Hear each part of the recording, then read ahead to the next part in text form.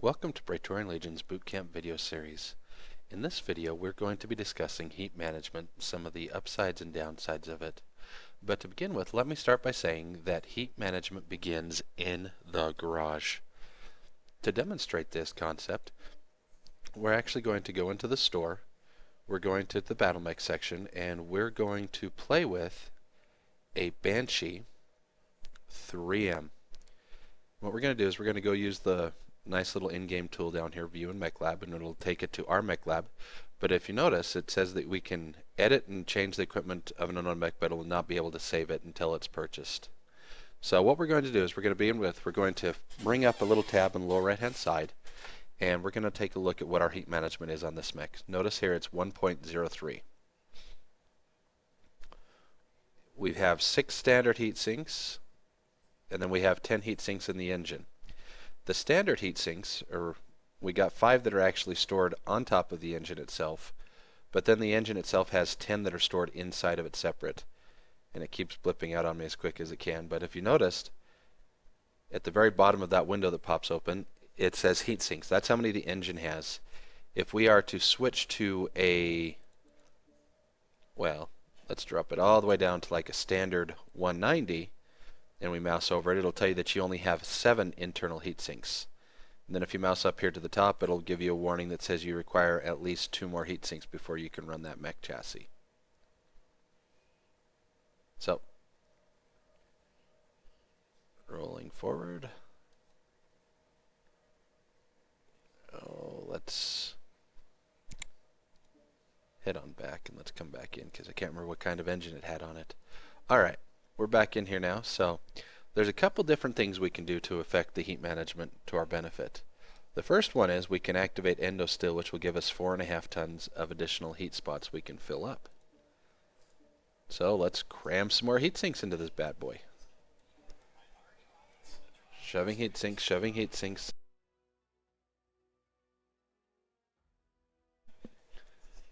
Alright. And that's as many extra heat sinks. We've bumped our heat management to 1.15. Adding ferrofibrous, we pick up another 1.6 tons, which allows us to shove 2 more heat sinks. Puts our heat management at 1.21. Now, another way we can adjust our heat management, beyond just doing what we just did, is by taking out the PPCs and replacing them with large pulse lasers. Weapon changeouts are definitely a good way to adjust your heat management, changing it to 1.27. But there's actually a very effective way to do that, to maximize what we're doing, and that is we go to switch to double heat sinks. We get rid of the endo and the ferrofibrous, and if you notice, our heat management's already up at 1.08, and we haven't even began adding the double heat sinks back to the engine yet for the tonnage that we had available by switching it, because it stripped all the standard heat sinks off and the extra one that it had sitting outside the engine.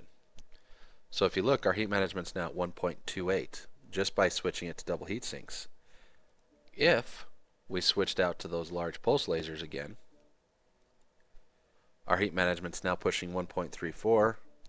We add the endo still to it.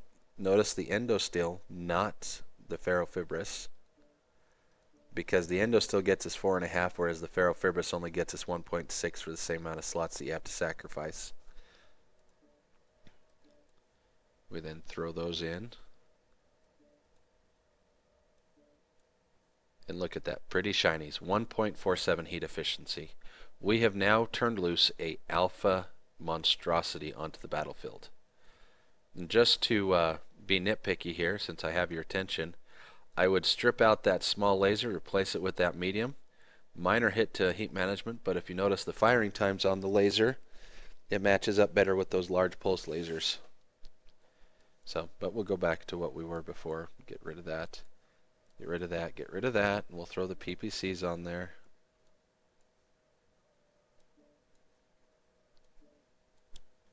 And we'll put that small laser back in there. We'll just leave that extra half ton sitting there. And our heat management's only at 1.4, but it's still significantly better than it was with the standard PPC build-out that it came with originally. Thank you very much for watching the videos. There will be an additional video on heat management on the battlefield and discussing ghost heat. Thank you.